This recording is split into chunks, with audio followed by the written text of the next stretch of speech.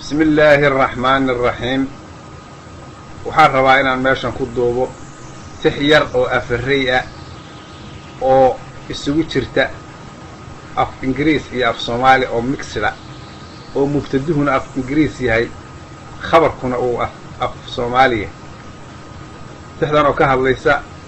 dadka qurbaha jooga duruufta cakiran ay ku jiraan iyo xog la'aanta dadka Afrika jooga ay u haystaan inay yihiin dad cadow ah oo xoolo ka buuxa. dhageysi wacan nan stop inaan ahay speedkaygu hay yahay islow aanan socon karin outside-ka mooyee in dhowr aanan joogayn ayskiya qabowguna oldhimaan u daran yahay albeertana isliiberi addimadu ku jabayaan isliibkayga oo idil only 4 hours yahay including maalmihii weekendiga la odhan jiray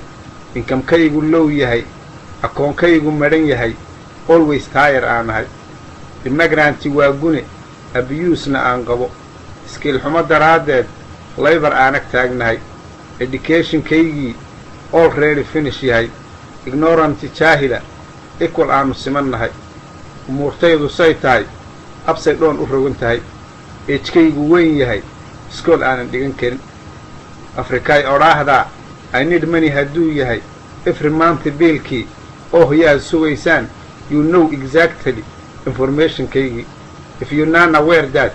again bay inoo tahay